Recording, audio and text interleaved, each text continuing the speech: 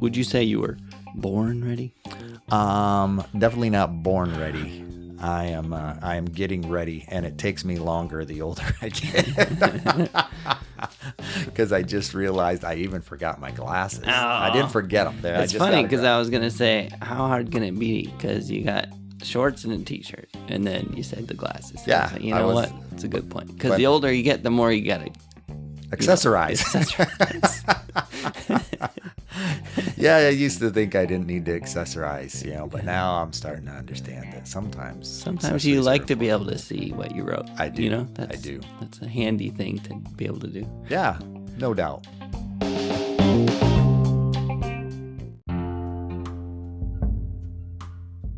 Welcome to How I See It with me, Mark Pratt, and Justin Sternberg. This is a podcast that works to counter cultural polarization through thoughtful conversations. Speaking of what you wrote, yes. he's got his. This is uncharacteristic. That's right. He's got a tablet in front of him, and when I say tablet, I mean what Mark means when he says tablet. Yeah, that's true. Which is one of those flip over notebooks. The cheap kind. No one ever likes to write in, but Mark, that's his favorite. Yeah. So when you hear that fluttering of pages, right. It's not just my fingers, going across the screen that's silently. Right. Yeah. When I say no one likes, I shouldn't say that. I have no idea, but I always hated those notebooks because of the flip over nature. It's like, really? Yeah. I don't know why. Wow. I have negative thoughts towards them.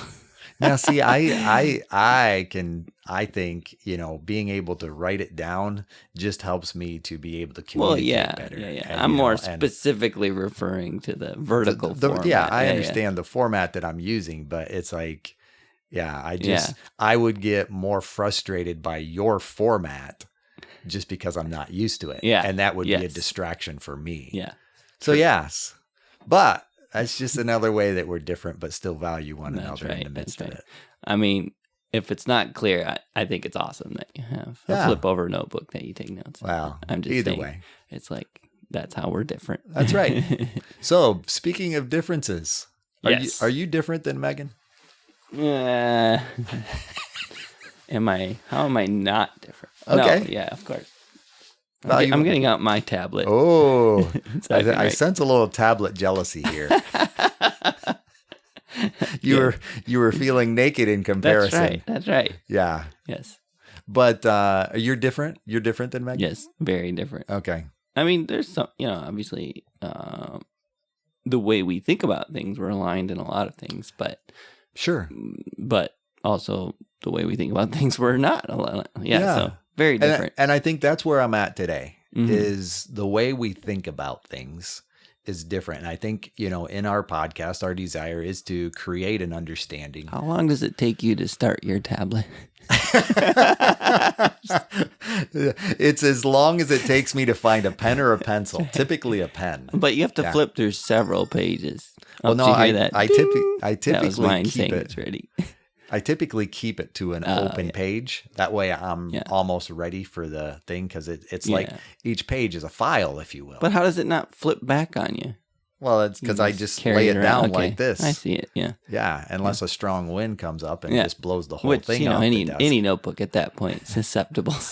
Well, yours would probably be a little less susceptible than mine. Unless it rained. Then, yes. Both of ours would be a problem. Both of ours would be. I'm sorry, I interrupted you. You were saying, I don't even know anymore because I interrupted you. Because you're different. You think differently than Megan. Yeah. And you are different than Megan. Mm-hmm. And I think when we are able to recognize those differences aren't bad, we're far more able to understand where our spouse or other people are coming from. Yeah. And recently, or like you say, maybe I'll go back. Are you familiar with Gary Chapman's 5 love languages? I know we've talked about love styles, but love languages. Yes? Yeah, and in fact, we linked to it in one of the episodes. Oh, there you go. Way back. I think we probably did. I know we didn't do an episode called The 5 Love Languages, but I know we talked about it in one. I can't remember which one it was. That's all right. But that's how many we have now. Well, speaking of that, could you name the 5 languages? Okay. Gifts. Okay. I'm putting my thumb up in the air now. It's got a thumb up. Yeah. All right, one down. There's 5. Yes. Affirmations or words. Words of affirmation. Thank you. Yep. Time spent. Quality time. Time. Touch. Yep. Physical touch. And dang it, Linda's yelling.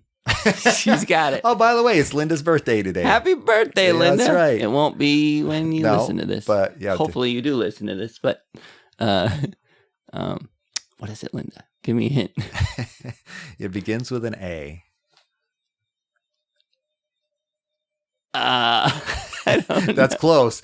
Okay, Acts of service. Exactly. Acts of service. Okay, yeah, I think, yeah. Yeah. I don't think that one jumped out because of the time spent. I think sometimes I conflate those. Okay. Well, and I just quality forgot. time is that a desire to be with someone. Yeah, that makes sense. Yeah, even if it's just I shouldn't say just, even if it's sitting on a couch, watching a movie together, that can be quality time. It's not, but acts of service is, I recognize. You made me a sandwich. I realize you've had a long day and I can do these things, maybe not as well as you, but when I do these things, it reflects the fact that, I'm thinking about you and I care to do these things in some ways that you don't necessarily have to. Mm-hmm. And it just reflects the fact, and same way with gifts, it reflects the fact in some ways that I was doing something and I thought about you. Yeah. So that conveys. It's funny how you just described a couple of them and you described them from an outward view. Because that's how Mark is. He's loving. I'm sorry. I thought of them from my perspective, like what I like to get. And that's how I am, folks. So let's move on from love. What's your point, Mark? We've already talked about love languages. So. We have, but it seems like we still got a ways to go because we need to. It's called how we love, not how they love. But we need to recognize that those gifts are reciprocal. Yeah. They go because I do tend to want give and take the things that I tend to want to give. Yeah. And that's what makes it a language. Yeah. And the work is to give what they want and that's the work. Yeah. Yeah. So no, that being said, Gary Chapman did further research, and that's where, it may break down a little bit for me because I'll have to look back at notes and that kind of thing. But I thought it was fascinating. Have you ever, in the process of loving Megan, have you ever got to a point where you made a mistake? Let me think.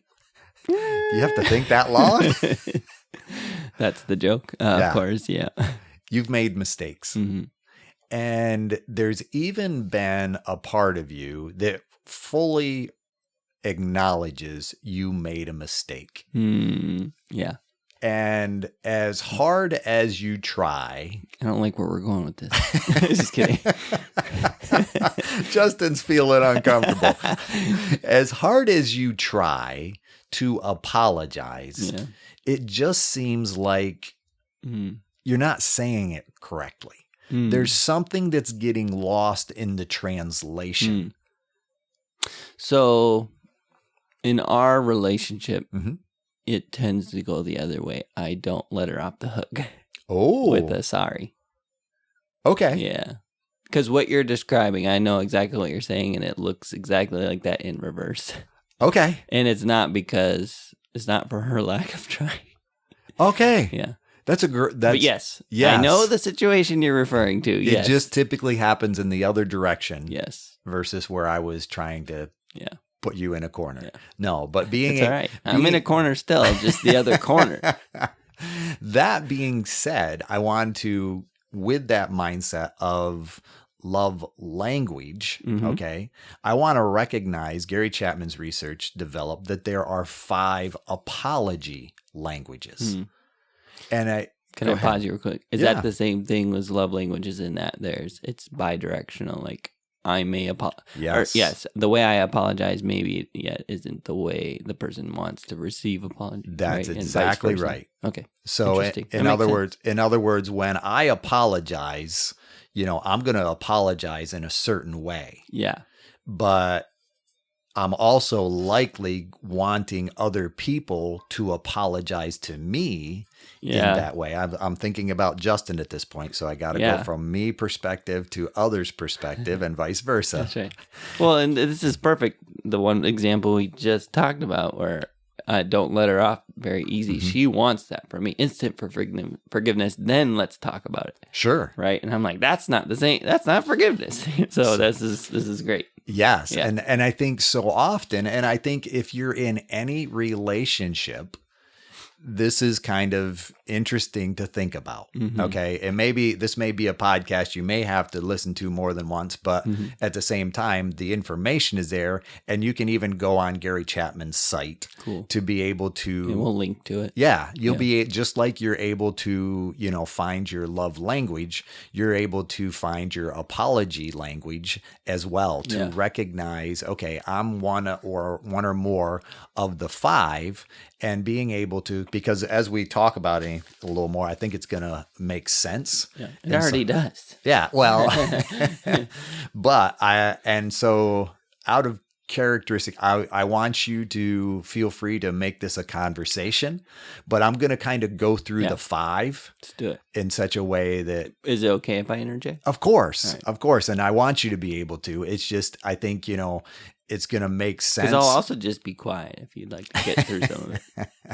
I don't necessarily like to hear my voice that I'm pretty long. bad at being just quiet, so I don't know if I can. So, first apology style, okay? Number 1. I got my thumb up. Number 1, yes, is expressing regret. Okay. Okay. All right. I want to be able to hear that, simply saying I'm sorry isn't enough. When you said that about Megan, you want something more. Yes. If this is your style, you want something more than just sorry. It's interesting because I'll in my office, I'll hear these different styles from different people, and I've experienced them even in, relationship with Chris, but yeah.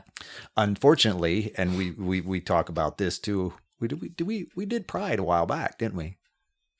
Has that been released? That was the one. Yeah. Yes. So by the time you hear this, it will be a few ago. Yes. So pride and guilt, okay, sometimes get in the way. Yeah. Of us being able to express regret.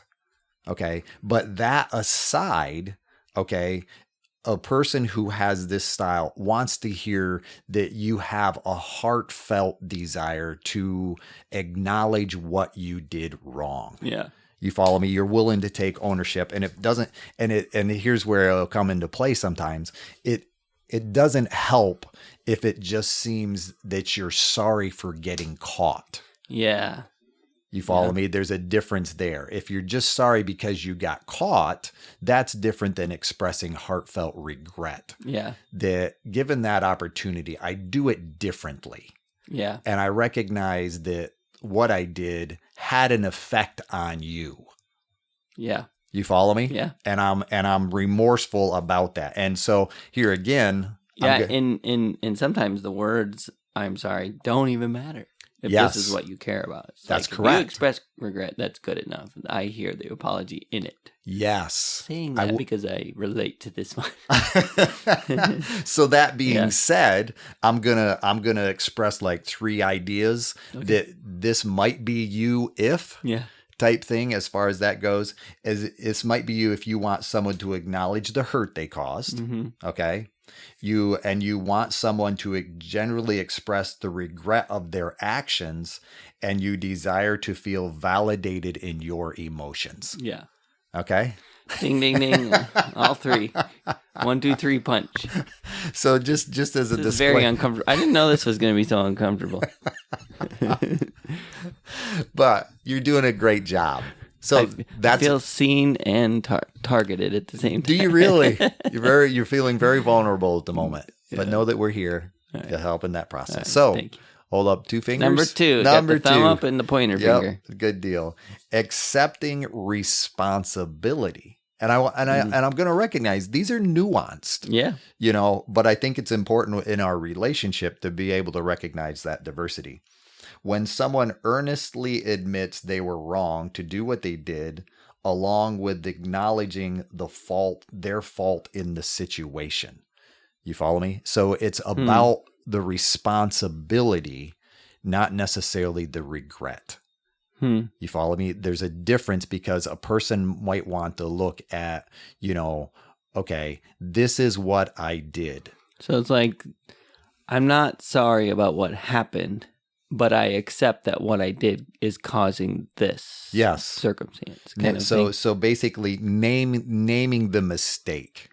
And I'm able to, it's easier in some ways, okay, to be able to say you were right than I was wrong. Mm-hmm. You follow me? Yeah. But when I'm able to admit I was wrong and I'm taking responsibility for it, that carries more weight than just acknowledging that you were right. You ever have that in your conversations with someone? Yeah. Do you have more bullet points? I think I need more. Yeah, no problem at all.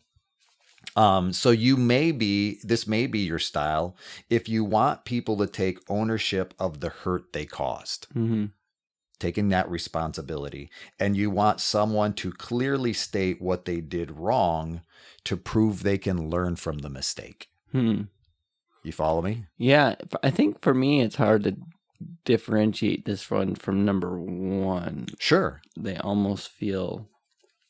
And that's why we're going to go through all five. Yeah, I'm starting to see, based on the second one, that there are some overlap or some nuance to it. Exactly. All right. And the difference in responsibility, that you don't want to hear excuses. Okay, because if someone's just giving you excuses, it's not like you don't feel as if they're accepting responsibility. Yeah. It's interesting because I'm processing my own, like, how do I think about this? And I think for me, it's interesting. I think I'm definitely number one in the sense that if you express some excuses, but you truly express the regret for what happened, I'm okay with the excuses. I can let those slide. If you can understand. Yeah. But I can see how it could be the other way, where I don't care if you regret, whatever. What I care is that you see how to change it, And I go ahead. Sorry. I was just going to say, I have done, I do that to a degree as well. So I could, but like wanting to believe that the regret translates into an understanding for the future, right? Yeah. So, I think that's what makes this so interesting, because I think we've all been in those moments where I'm trying to say I'm sorry to the best of my ability, but it just seems as if it gets lost in the translation because that other person is looking for something different than I'm giving them. Yeah.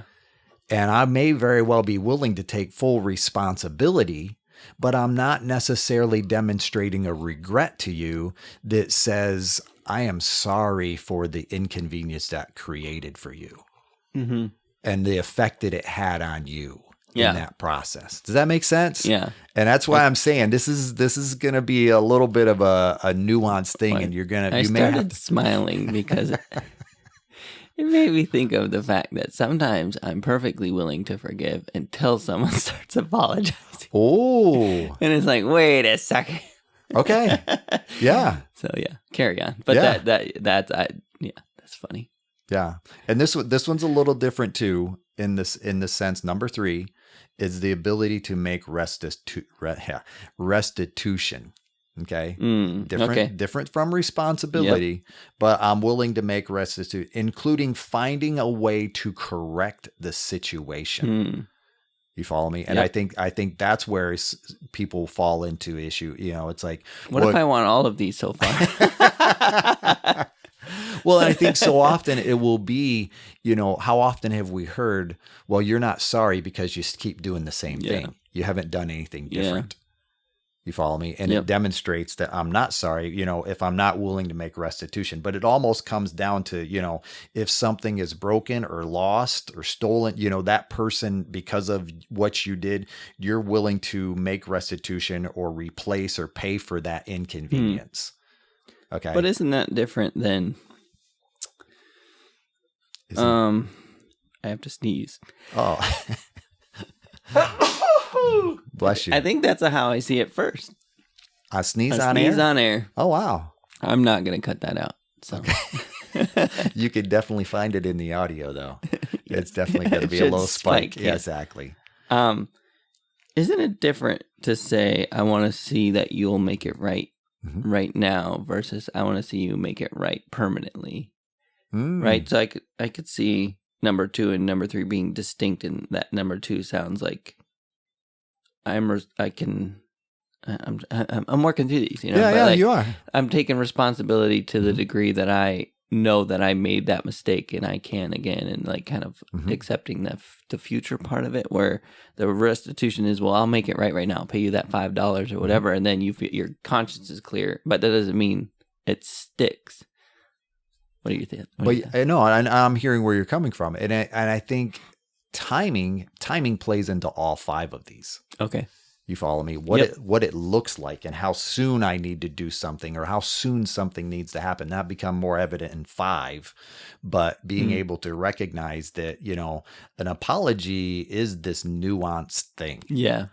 You follow me? And being able to understand our differences, I think it just helps us speak it better. And that's where I was excited to be able to kind of share this. And actually, Lizzie, brought my attention to this. It was something they did in with their RAs, to cool. be able to, as you develop leadership, you want create that awareness that how different styles come into play. And I think, when we think about restitution, we can think about those things and doing it quickly, but being able to recognize betrayal can be a part of that too, in such a way that makes it up to them. You follow me? In other words, that person's saying, okay, I realize I did this. How can I make it up to you? That's restitution speaking versus responsibility. Yeah.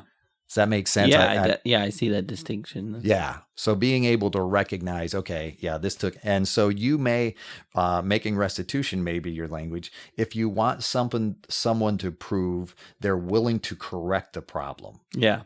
Okay. Kind of that putting your money where your mouth is type thing. Yeah. Okay. And you might be, if you find it important for the person that offended you to make things right again. Okay, this is what I need to see from you going forward, that kind of thing. And you want someone to take the lead. I thought that was good in this process too. Being able to, restitution, being able to see, I did this wrong. How can I make it up to you? In other words, that person's basically willing to acknowledge it and they're being forthright about coming to you. Yeah. Does that make sense? Yep.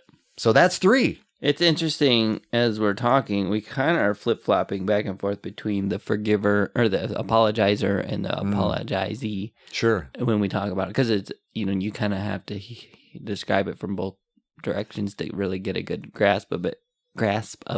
Sure. But because you said someone who apology lifestyle is about making restitution expects you as the apologizer to take the lead, right? Yes. And if that's your lifestyle, that's typically what you'll do, I think, right? Is like take the lead. Like, I'm going to make this right to you. And let me get my billfold. Yep. Billfold. Wow. Where'd that come from? I don't know. I don't think I've ever said billfold in my life till now. But it just sounded like old-timey Western. Yeah. I'm going to, pay for your fence. Let me get my billfold. Put your money where your mouth is. That's right. Yes. No, that's fair enough. So here we go. Number 4. You got 4 fingers up. Number 4 is genuinely repenting. Okay. Repenting requires a change in behavior. Sorry is not enough. Okay. Yeah. Engage in the problem solving and don't make excuses. That sounds like a culmination of all of them. Well, I'm hearing you. Sorry. but being able to make a better or specific plan for change and a sincere desire to do so. Yeah. Okay. Plan. Okay. So that's showing a genuine repentance in that process, that I am willing to, what I'm saying is I recognize I did this to that degree, and I'm implementing this to let you know that it is my desire for it not to happen. Whoop. Wow. Bless you. That makes two. Justin's allergic to apology. That's what it is. No, but there's so much to that, Mark. So much. Carry on. A sincere desire to do better. Yeah. Okay. And you may be that may be your style if you need proof someone is growing and working towards change. Okay. I need to see, what you're doing. Yeah. It's not enough that you're telling me you're sorry. I want to see that there's a desire to implement change. And you need assurance you won't be let down again or next time around. Okay. And that person's ability to develop that plan is part of that. Yeah. Not that you won't be let down, but you're trying to avoid being let down. And I think that's a difficult thing for some people in this process of being able to recognize growth. Because I think so often it comes back to, people want to say, okay, yeah, you're acknowledging it, but it won't happen again. Yeah. You follow me? Yeah. And we'll deal with this, with addictions even at times, that ability to be able to say, hey, yeah, how are you developing a plan? Yeah. How is it going to be different going forward? And because this is another good clarification, words aren't enough. Yeah. I want to see action. I want to see a change, because words aren't enough. Yeah. Let me break that down. So, sure. Expressing regret, words can be enough. Accepting responsibility, words can be enough. Ability to make restitution, maybe not. Yeah. Right? Yeah. Valid point. Well, I'm just. No. But so I feel what like you're there's hearing. a progression there. Yeah. And genuinely repenting is definitely words aren't enough. Yeah. Can you make restitution with just words? Probably not, right? Well, I think I mean, in an aspect of betrayal, I probably could, because there might not necessarily be a specific action or a monetary exchange being able to recognize that the restitution. It's about my ability to make up for it. How can I make up for it? In that process, when I think about restitution. It's true. Okay. Are we getting the fifth finger? We got all our digits up. Hand. Our whole hand is up. And then the fifth one, and it seems kind of overarching, like you're saying, requesting forgiveness. Okay. And it involves an allowing the other person to process hurt before assuming everything is back to normal. And I think that's where I was coming to the fifth one. The fifth one really is about timing. Because I think so often, being able to say, I'm so sorry for letting you down. Can you find in your heart to forgive me? You follow me? I'm willing to put the words into play, but I'm also willing to recognize you may need time to be able to do so. Because what I did. That's the healthy version of this. Yeah. The unhealthy version is, I need you to forgive me right now. And yes. Like, maybe that person can't get there, but that's your style. So you're not going to leave till they forgive you. Yes. Yeah. Interesting. And so I think because it's probably like a lot of things where there's like a continuum of good, bad versions of these. Sure. Right? The worst version looks like this. The best version looks like this. Does that make sense? Yeah. And I'm just thinking in hindsight, I should have, we should have taken this beforehand, and it might have made a little more sense for to be able to talk. Yeah. The quiz ahead of time, because I did do it a while ago. Yeah. But that's how long it's been. And I'm not even sure what my language is still at this point. But I think it's what made it so neat for me in this process. Oh, I want to, I'm sorry. Oh, being able to say, I'm sorry for letting you down. Can you find in your heart to forgive me? I think that puts power back into the relationship in such a way that the hurt individual is able to hear that. You follow me? I made a mistake. I chose to do something that hurt you. Now I'm also giving you that power back to be able to forgive me. And I would say that's on the healthy side of the continuum. Sure. Yeah. Yeah. And that being said, so it leaves room for that. This might be your thing if you're a person that's not quite ready to reconcile. That person that needs a little more time, or you need more from the apology and you want the space to ask for it. In other words, you're hearing that person right now, but you might need a little more clarification on a few issues. Yeah. You might need a little more information at times. Yeah. Or space. Yes. In other words, it's more about processing. Yeah. I might need some time, and you need to know the person apologizing, like you said earlier, is willing to wait. Mm-hmm. You follow me? Like you were saying, well, I need you to forgive me right now. Mm-hmm. Yeah. So yeah. Interesting. Those are the 5 styles. So I had a thought. Sure. You're talking about all these, because I feel like just like in each of these styles, I was saying there's kind of a continuum, maybe. Of good and bad versions. Okay. I also feel like, tell me what you're thinking. At Justin. Celebrate Recovery, we often talk about what our struggle is, and one of the things I talk about often is resentment. That's just kind of an ongoing struggle of mine, and I feel like that being a weakness in me or a struggle that I kind of continue to experience in my life. Mm-hmm. I think all of these apply to me. Well, and I think that's what I was going to say. Yeah. Is my wife is easy to forgive, easy to apologize. And I feel like she struggles with very few of these in terms of expectation. So the receiving end, the apologizee end. And so when I think from an apologizee end, right, I think I want all of these things. Sure. To some degree. And I think in some ways, I think the level of hurt we experience would probably branch out a little more.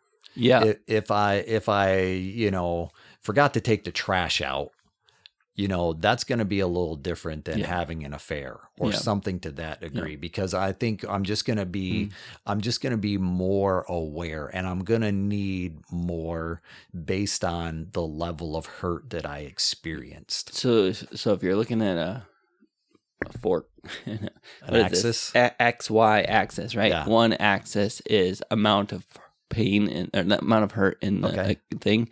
The other one might be time and repeat offenses. Sure, because that affects it too, right? Like the more time there's been and the more repeat offenses, the more this list grows, probably. Likely, right? Yeah. Like, I'll need more time to forgive you if you've done it 10 times than if you've done it once. Yeah. And I'll actually want to see genuine repentance if it's a pattern. Yeah. Right. And you can go through all these and see how they will probably grow over time if the offense continues in a repeat fashion. And I think what made this neat for me is I can recognize, or, I can think of specific times. Of course, I've made mistakes in my relationship with Chris, but I can respect the fact that so often what I desired to communicate, I was trying to think about what it was. Oh, I had this was a bad habit on my part. I wouldn't necessarily take responsibility for what I did. Where Chris was concerned, I would say something to the effect of, I'm sorry I made you feel that way. You follow me? Oh, I follow. Yeah. And I think so often that's where, it kind of breaks down, and being able to honestly communicate that I regret what I did versus I'm sorry I got caught and you got upset at me. Yeah. Those are different things. Yes, they are. Yeah. I feel like we could branch out into what not to say. Oh yeah. Because I think there's definitely some. That's one, I think, right? Would you agree? You probably never should say, that I'm sorry that I made you feel that way. Mhm. I mean, I can't think of a scenario where that's probably the I don't know. I'm processing. You don't see a scenario where that statement it seems is like that's beneficial. probably not a good way to apologize. Pretty much ever. Right? That's correct. Okay. I agree. I get. I passed one. I had. That's I correct. learned this one the hard way. You know, That's right. it's because it minimizes what I did. Yeah. Yep. It minimizes what I did. It's well, just basically, not only does it minimize what I did, it really puts the blame on you. Blame on the other person. If you weren't a better person, this wouldn't have hurt you. So I'm sorry that you're not a better person. Yeah, I think that's It right. puts the blame on the other person instead of taking responsibility for it. If you weren't so sensitive, you wouldn't be upset. And what's interesting too about these love styles or these apology styles is sometimes the way we're apologizing is genuine, but it's read as disingenuine. That's right? correct. And so you probably were truly sorry when you said it. But I'm willing to recognize I could still be wrestling with that pride dynamic in such a way that, and granted, that I think that's where the frustration came for me, because awareness wasn't there. And it took me years, sorry, I'm a slow learner, but it took me years to be able to recognize, no, it's not about it's not about me saying you were right. Yeah. It's about my ability to admit that I was wrong. Yeah. You follow me? And being able to say, this is how what I did affected you. Yeah. And so some other examples of what not to say. I'm sorry, but right? Sure. And following it up. I mean, it's excuses, any kind of excuses for your behavior. Yeah. I think there is room for apologies where you try to help the understanding of what brought you to the place where you hurt them.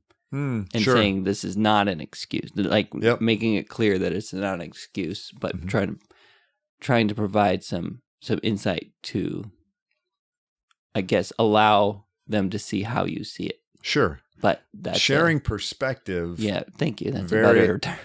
Sharing perspective may very well come across though as creating a defense. Yes. That's why I was talking so slow. I'm like, I don't know how you say this without encouraging even doing that, because I think, I should be able to explain my point of view, and it should help the whole thing. I think because I want to tread real lightly with that. Yeah.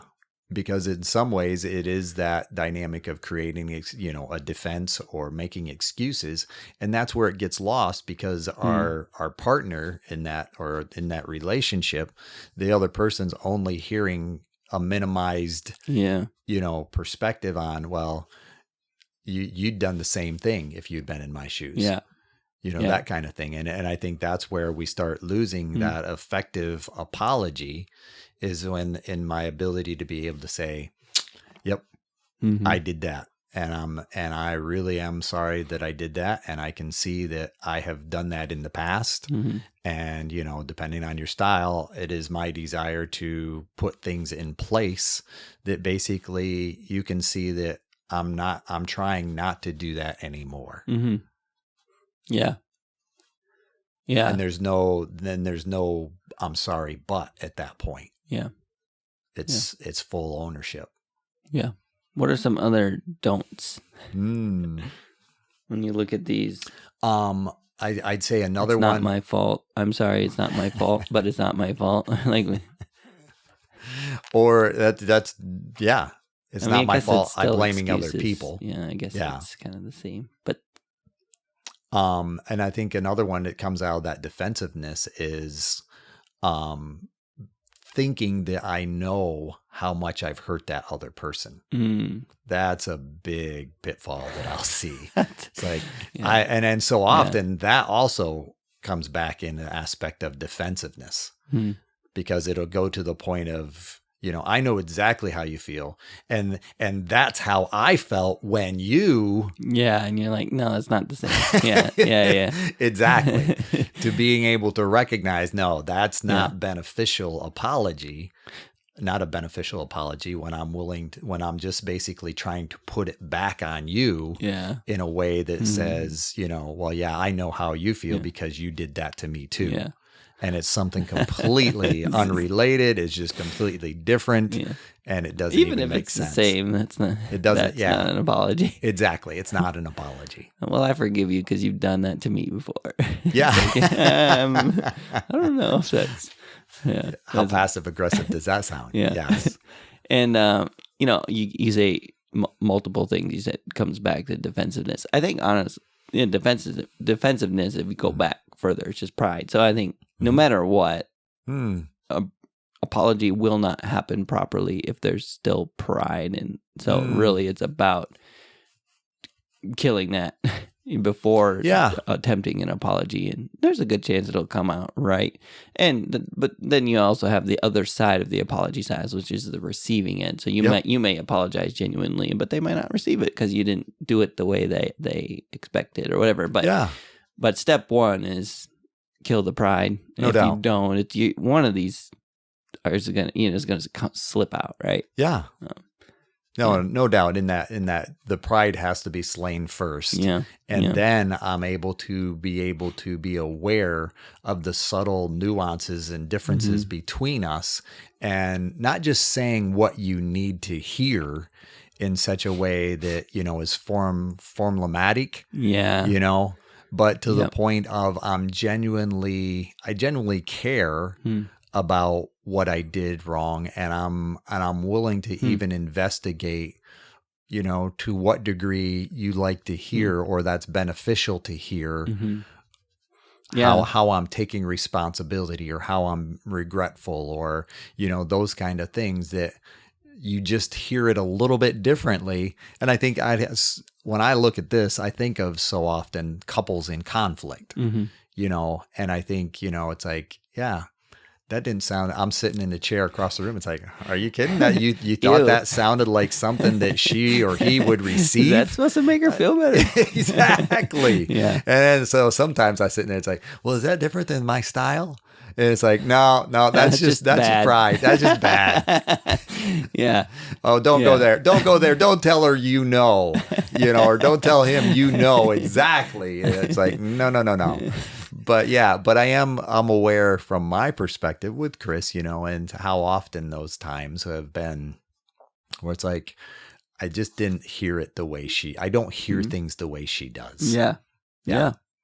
And as you mature, your apologies get better in terms of slaying the pride first. And then as you continue to mature and grow, you start to recognize the ability to try and show how you are sorry in the language that they can hear best, right? So that would be the hope. Yeah, that's like, kind of when you're reaching the peak of goodness. I hear you. Being good at apologizing, I guess, is when you genuinely mean it and you want it to be heard the most effective way possible. Yes. Right? Very much so. Yes, I value the relationship, not necessarily the microphone. Justin tried to grab a fruit fly and missed. I missed.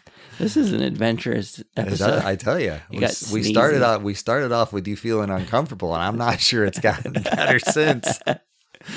All these distractions, if you will. It's all good though. But so that's where I'm at with apology I like style. That. So feel free. We'll put a link in. To be able to go there. I need an illustrator because we always have these hand motions or diagrams in our heads.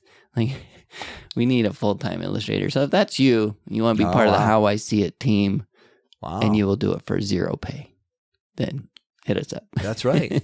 Cool. I was thinking about that grid I was saying, the XY thing, right? Like that. I'm still thinking on that. Yeah, so I want to go back to it because I think I fudged it up a little bit. But okay, left, right, that's X, right? Yes,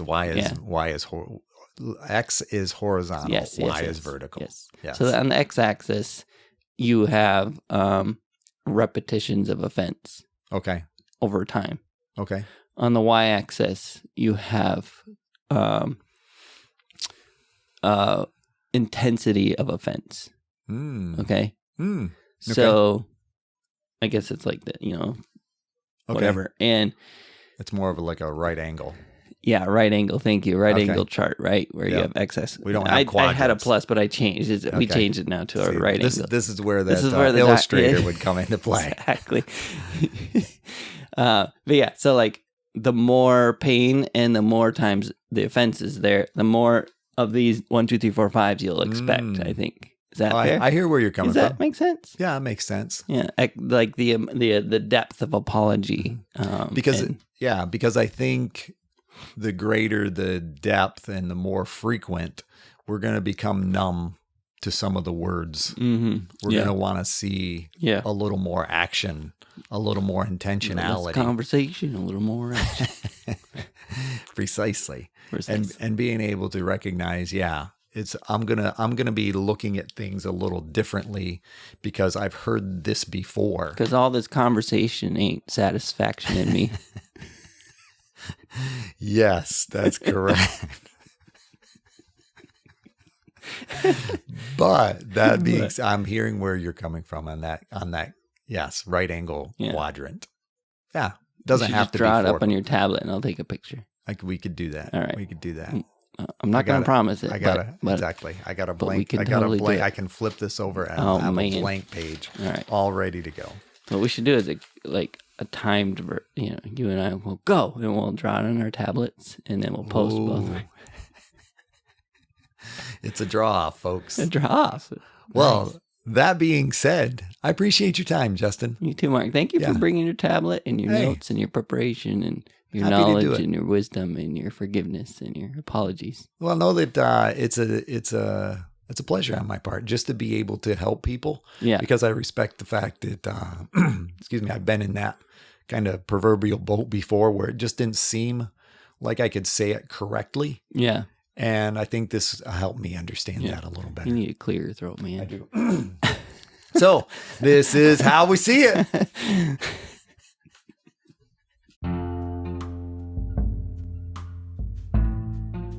Hey, thank you for listening to our podcast. If you like How I See It, please do all the things that podcasts tell you to do. Subscribe, rate, review, follow us, and or talk nicely about us on social media. If you want to reach out, the email is us@howiseeit.click. Yep, I said .click, as in .click.